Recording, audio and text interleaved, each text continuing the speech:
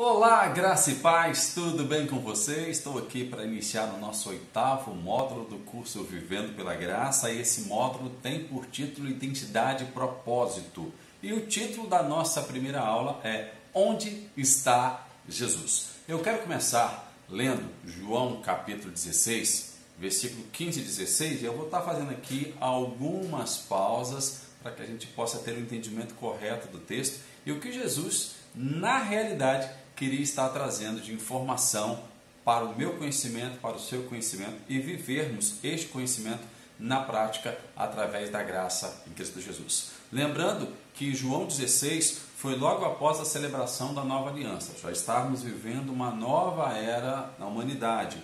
Nós já estávamos entrando no período do Kairos, ok? Que se concluiu através da morte e ressurreição de Jesus Cristo, que se concluiu não, né? Que inaugurou a partir da morte e ressurreição de Jesus Cristo. Então João, capítulo 16, versículo 15 e 16 diz o seguinte: tudo quanto o Pai tem é meu.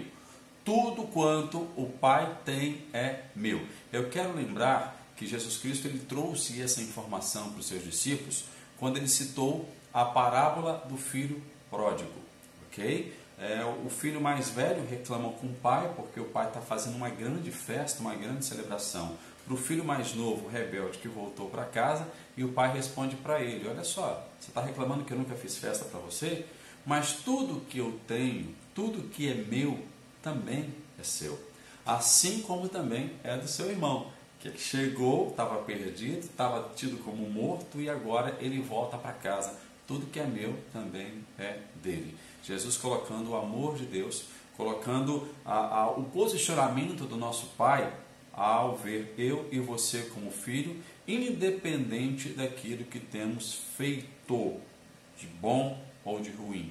Ele vê cada um como filho, basta agora os filhos reconhecerem esse amor. Então Jesus cita o seguinte: tudo quanto o Pai tem é meu.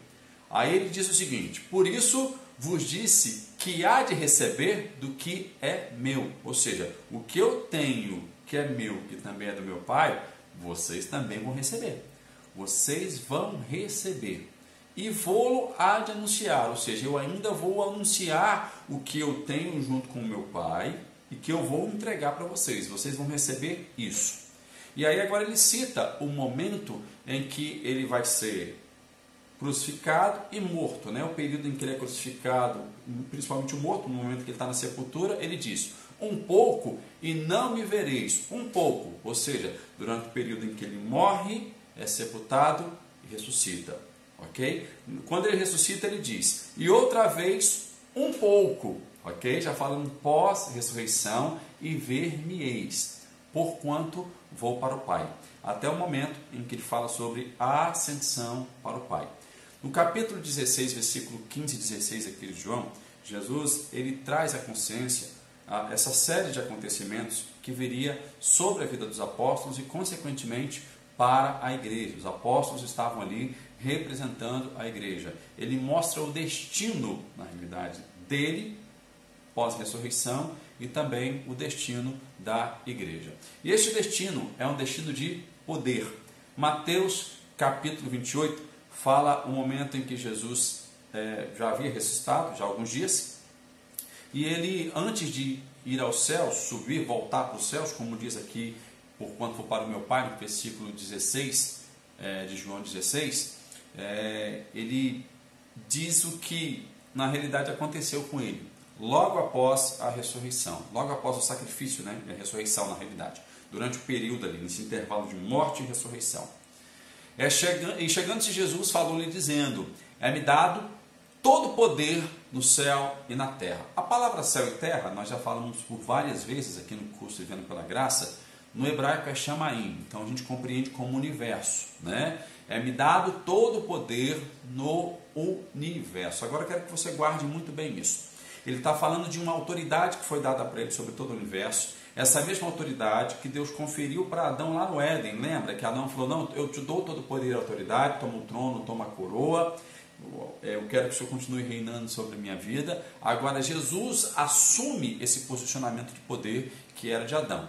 Jesus se apresentando como o segundo Adão aqui. E dizendo agora que toda autoridade e poder que Deus, quando construiu a terra, botou o trono dele, pegou a coroa, quis colocar na cabeça de Adão. Adão fala, não, Senhor, eu continuo no governo da terra, mas esse poder e autoridade eu entrego ao Senhor. Né? A gente estudamos sobre isso, principalmente lá no primeiro módulo. Então, por isso que eu disse que se você não entender o início, você também não consegue entender o meio e não vai entender o final, ok? Então, a gente está ligando uma coisa na outra. Esse poder e autoridade agora que seria de Adão é conferido a Jesus. Adão ficou com a autoridade e o governo da terra, porém a Jesus foi dado, né, um poder e autoridade ainda maior. Né? Ele precisava agora, como restaurador do universo, receber esse poder e ter toda essa autoridade sobre o universo. Ok? Marcos capítulo 16, versículo 15 e 18, também retrata desses momentos finais de Jesus na terra. Né? E aí é o seguinte, Jesus, em Marcos, né, o mesmo momento, Mateus ele quis relatar Jesus dizendo, todo poder e autoridade foi me dado no universo, e Marcos, na realidade, continua o texto, né, de forma diferente. Mateus fala de pregar o evangelho ali, só que Marcos ele conclui o poder de forma diferente, essa autoridade e poder aqui, e que foi conferida para nós. Lembra que Jesus disse que tudo que é do meu Pai é meu, e o que é meu depois eu vou entregar para vocês e eu vou anunciar. Esse é o momento em que Jesus está anunciando o que ele recebeu do Pai, tem do Pai, e que agora está disponível para a igreja, ok? O que é isso, Toninho? Poder, ok? O poder conferido para a igreja. Marcos capítulo 16, 15, 18. Mateus fala que Jesus recebeu toda a autoridade e poder no universo, e aí Marcos vai concluindo.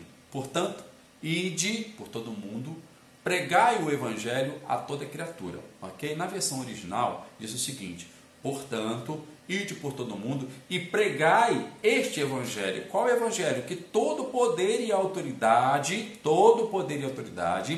do universo foi conferido a Jesus Cristo. Era algo que ele recebeu e que também repassou para a igreja. Você precisa ter esse entendimento para entender o seu posicionamento como igreja em Cristo Jesus. E ele diz o seguinte, quem vai ter esse poder? Quem crer e for batizado vai receber essa salvação. Mas quem não crer já está condenado ao quê? À morte. O que Jesus tinha vencido? A morte. O pior inimigo do homem, ok? E estes sinais, olha ele falando do poder. E estes sinais seguirão aos que creem. Em meu nome expulsarão demônios, falarão novas línguas, pegarão nas serpentes, e se beberem alguma coisa mortífera, não lhes farás dano algum, e porão as mãos sobre os enfermos e os curarão. Poderoso isso, né? Então, quando você passa a ter esse entendimento, como igreja, tendo esse poder e esta autoridade, usando o nome de Jesus. Agora, qual é o nome de Jesus? Ah, Jesus, eu oro no seu nome. A maioria das vezes é dessa forma que nós oramos. Qual é o nome de Deus? Como Deus se apresentou para Moisés, você lembra? Eu sou. E de que forma Jesus se apresentou durante a caminhada dele na terra, durante a trajetória dele na terra? Eu sou a ressurreição e a vida, aquele que crê em mim, ainda que esteja morto, viverá. Eu sou o pão vivo que desceu do céu, eu sou o caminho, a verdade e a vida, eu sou o Filho de Deus. Ou seja, Jesus se colocou como o nome de Deus sobre a sua vida. Eu sou. Lembra que nós estudamos sobre isso? Então, quando fala em usar o nome de Jesus, é usar o nome dele. Eu sou, você quem em Cristo Jesus? Eu sou a justiça de Deus. Eu sou a representatividade do meu Pai aqui na terra. Então, ou seja, usar o nome de Jesus é tomar posse dessa autoridade que ele conferiu a nós crendo. Quem crê e for batizado vai ter essa salvação. Salvação no grego, sozo, corpo, alma e espírito. Trazer esta revelação poderosa para a sua vida. Vou dizer uma coisa para vocês aqui. Eu conheço muitos espiritualistas que não estão ligados a nenhum tipo de denominação. Evangélica, cristã, budista, nenhum tipo de religião. Mas eles creem nessa autoridade e poder conferida por Jesus. E que não é exclusividade de denominações. E eles vivem nisso na totalidade. Porque eles creram no nome de Jesus. Eles usam o eu sou. Eles usam a figura e o nome de Deus através da vida deles. Afinal, Deus mora dentro de nós, nós somos templo do Espírito Santo de Deus. E a gente precisa entender. Então, por exemplo, quando eu estou gravando essa aula aqui, essa nossa aula, eu até, dentro do período que nós iniciamos, eu demorei, foi muito bom na realidade eu ter demorado um pouquinho, porque nesse período nós estamos vivendo um período de pandemia, a Covid-19. Eu não sei quando que você vai assistir essa aula, mas se você assistir daqui uns anos, você vai lembrar desse fato. E o que eu mais vi nesse período agora foi texto fora de contexto e muitas heresias sendo pregadas. Por quê? Por causa da covardia. Pessoas falando de prudência para ficar trancado dentro de casa, que isso é prudência, tal. E eu não vejo a igreja agindo com fé. E a igreja, ela foi estabelecida para viver através da fé. O justo viverá pela fé. E eu sempre digo que a prudência, ela não está acima e não pode estar acima da nossa fé em nenhum tipo de circunstância. Por prudência, os apóstolos queriam chegar para Jesus e pediram ele, para dispensar a multidão porque não tinha comida. Se eles morrerem aqui, nós seremos culpados, Jesus. Aí Jesus diz, mas o que vocês têm? Temos 5 pães e 2 peixes, que é um jantar de um rapaz aqui, traz para mim. E aí Jesus vai e multiplica e toda aquela multidão é alimentada. Então, ou seja, os apóstolos queriam agir com prudência no momento de crise. Prudência não é para o momento de crise. Prudência é para o momento de tentação. Guarda isso. Para a sua caminhada isso vai ser muito interessante. Prudência é para você vencer as suas tentações. Fé é para ser usada e vencida, e colocar por vencida todas as suas crises. Fé foi dada ao homem, para que ele possa vencer as suas crises. Os antigos mestres sempre dizem isso. Prudência vai te ajudar muito no momento de tentação. Mas a fé, ela vai trazer o resultado de uma crise para você. O resultado benéfico de uma crise para você. Então, não importa o tempo que você está vendo isso agora, não deixe que discursos de prudência fora do tempo e fora de situação tome conta da sua fé. Estabeleça a sua fé crendo quem você é em Cristo Jesus. No nome dele, no eu sou, os demônios serão expulsos, falarão novas línguas, pegarão serpentes, e se beberem alguma coisa que vai te fazer mal, vai fazer com que você morra, não vai te causar dano algum, ok? Então isso é poder e autoridade conferido para a igreja precisa aprender e estabelecer esse estado de poder e autoridade que Cristo deu para nossas vidas, amém? Posição, o posicionamento de Cristo Jesus. Marcos 16, 19, a gente continua lendo o texto, diz o seguinte: quando o Senhor Jesus acabou de falar com eles, a respeito desse poder e autoridade que foi conferido para a igreja, foi levado para o céu e sentou-se à direita de Deus. Ele descansou, ou seja, a obra realmente estava completa, consumada, ok? Em todos os aspectos. Então, a posição de Jesus, aonde Jesus está hoje? Sentado à direita de Deus. 1 Pedro capítulo 3, versículo 22 diz: agora, Cristo foi para o céu, está sentado no lugar de honra à direita de Deus, e todos os anjos, autoridades e poderes se sujeitam a Ele. Volto novamente nas nossas primeiras aulas, nos primeiros módulos, falando do posicionamento ao qual Deus queria que o homem vivesse, que o homem tivesse toda a autoridade do universo, que Adão não tivesse. Adão recusou essa autoridade, quis ficar só com a autoridade da terra, e entrega toda a autoridade para Deus. E, infelizmente, por ele não ter esse posicionamento master, vamos dizer assim, ele acabou caindo na conversa de Eliel Ben Shahar, do diabo, acabou entrando no estado de idolatria, perdeu essa autoridade e agora Jesus resgata essa autoridade como segundo Adão e confere também para a igreja. Ok? Aonde está o filtro dessa história para nós que somos crentes em Cristo Jesus, Toninho? Está em crer, está exatamente na nossa fé.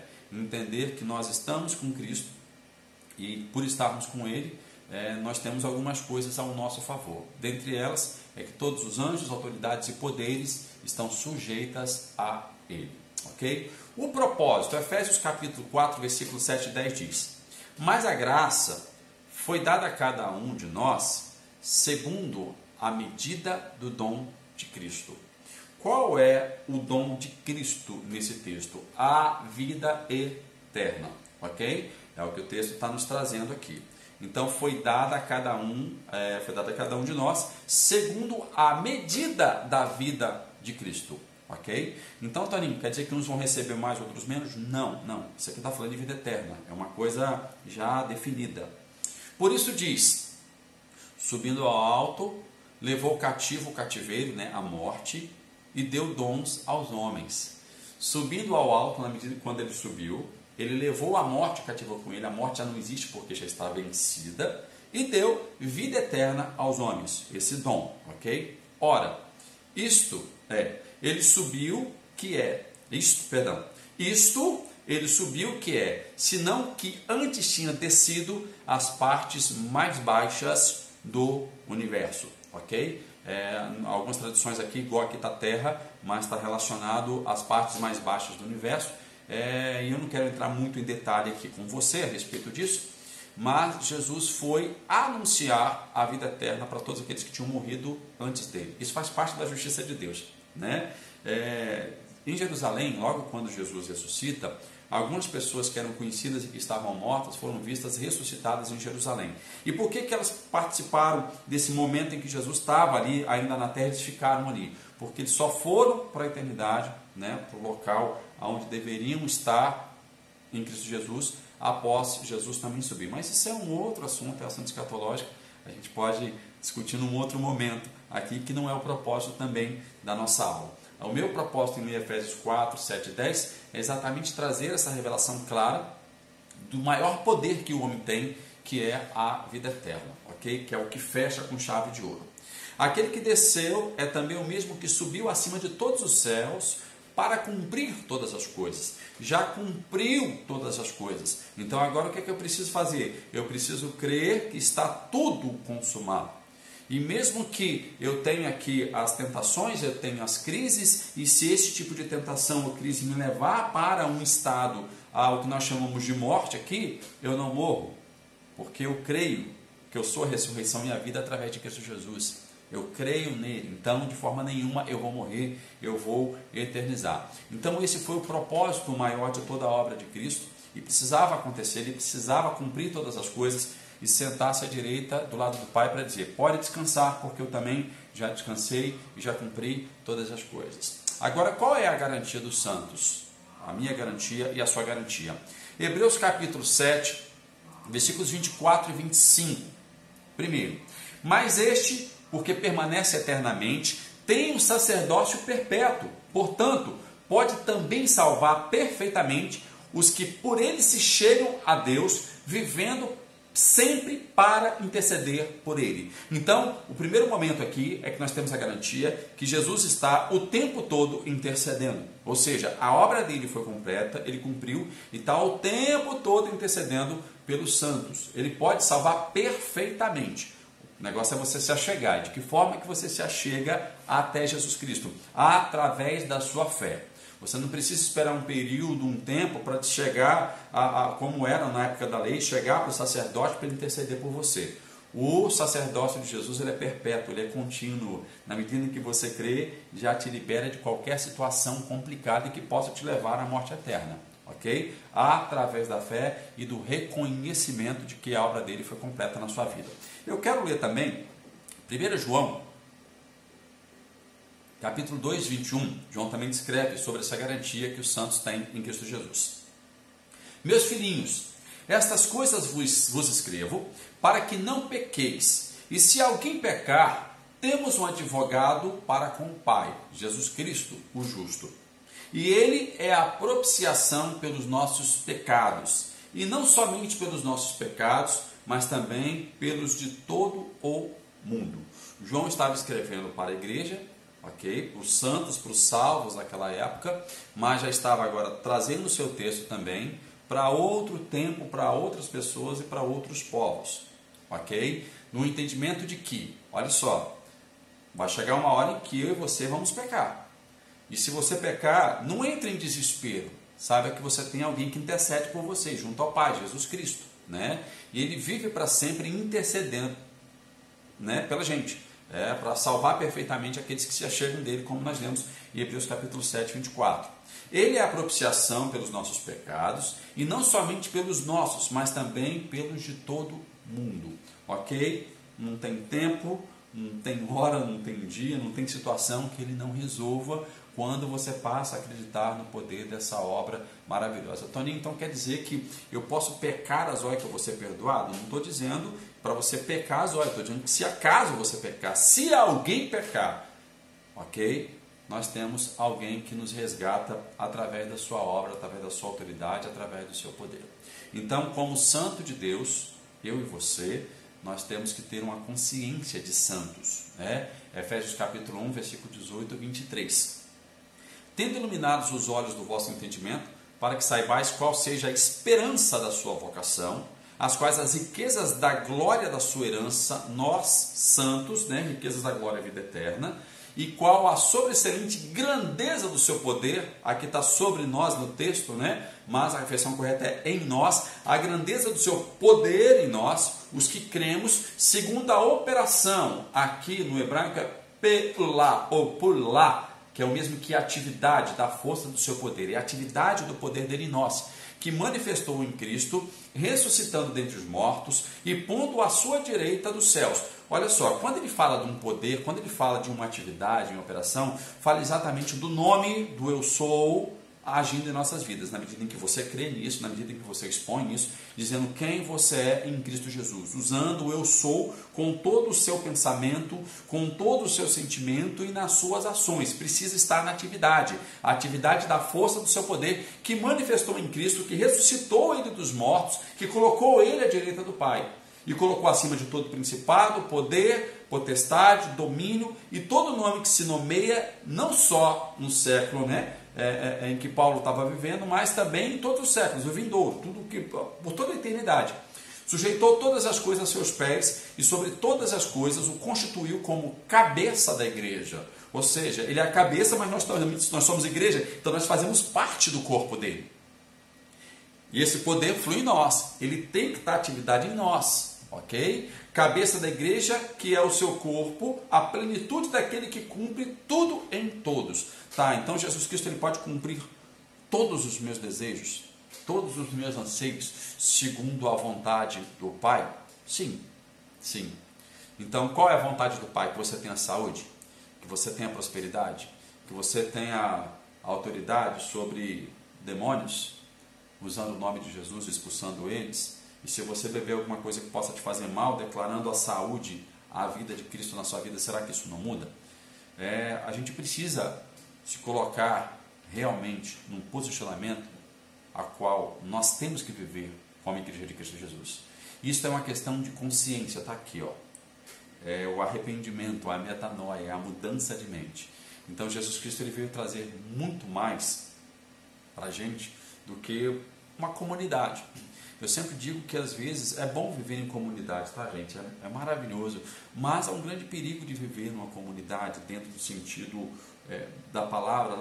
Eu vou falar sobre igreja na próxima aula e eu vou falar do perigo, né, de viver numa comunidade fechada. A igreja viver numa comunidade fechada porque vai ter cultura. E quando às vezes surge algum tipo de cultura, algumas barreiras são criadas. E essas barreiras às vezes podem impedir a autoridade e o poder dado por Cristo Jesus para a igreja, para que possa se manifestar. Principalmente, dentre esse poder, está uma coisinha chamada perdão, amor, empatia, ok? Então, eu vou estar falando na próxima aula um pouquinho a respeito disso também. Consciência dos santos, que nós precisamos ter, Efésios capítulo 2, 4, 6. Eu sempre digo, gente, que essa carta de Paulo à igreja de Éfeso é batalha espiritual purinha, purinha, purinha da Silva. A partir do momento em que você passa a entender ela, você começa a vencer e ter vitórias, né, nas suas guerras aí, que Cristo já venceu por você. Na realidade é uma guerra que você tem contra você mesmo, baseado na sua incredulidade ou até mesmo na sua falta de fé para ter algumas coisas que você já tem garantido através de Cristo Jesus. Efésios capítulo 2, 4, 6. Mas Deus, sendo rico em misericórdia, por causa do grande amor com que nos amou, estando nós mortos em nossas transgressões, nos deu vida juntamente com Cristo. Pela graça vocês são salvos. E juntamente com Ele, posicionado, ele está posicionado no céu, então eu estou junto com Ele, nos ressuscitou e com Ele nos fez assentar nas regiões celestiais em Cristo Jesus. Isso Deus, através da sua misericórdia, nos garantiu esse posicionamento. ok? Eu coloquei aqui um asterisco que nos fez assentar. No hebraico aqui é Roshvanu. Roshvanu é nos posicionou novamente. Ele trouxe novamente para o seu estado de origem, para o centro da vontade de Deus. Deus, quando Ele criou o homem, volto a dizer, nós já estudamos sobre isso daqui, Ele criou o homem para governar sobre todo o universo. Através de Cristo, esse propósito agora está sendo cumprido através de Cristo Jesus. Nós estamos nos posicionados juntamente com Ele. Então, quando você pensar, Senhor, olha a minha condição, esquece a palavra condição para caminhar com Cristo. Ao invés de você pensar em condição, pensa em posição. Senhor, esta é a minha posição. Senhor, não é a condição. Então é o seguinte, misericórdia, vou falar novamente sobre misericórdia e graça. Eu sempre digo que misericórdia é a porta para a abertura da casa chamada graça. Ok? Através da misericórdia, nós podemos ter um entendimento do que Cristo fez por nós. O que Cristo fez por nós? Ele levou a nossa cruz, Ele levou todas as maldições, Ele perdoou os nossos pecados, né? Tirou todo tipo de mal que nos levava para a morte. Isso é misericórdia, nos livrou daquilo que nós merecíamos. O que é graça? Graça, Ele nos deu aquilo que nós não merecíamos. Então é o seguinte, pela misericórdia, Jesus fez por nós. Agora, vamos ficar só na misericórdia? Não, vamos para a graça. A graça é viver aquilo que Jesus fez para nós. Fez para que pudéssemos desfrutarmos. O que Ele fez para nos desfrutarmos? O reino. E o que é o reino? Paz, justiça e alegria. Agora, o que tem dentro de paz, justiça e alegria? Defina você. O que você mais precisa no momento? Será que o reino de Deus tem para você?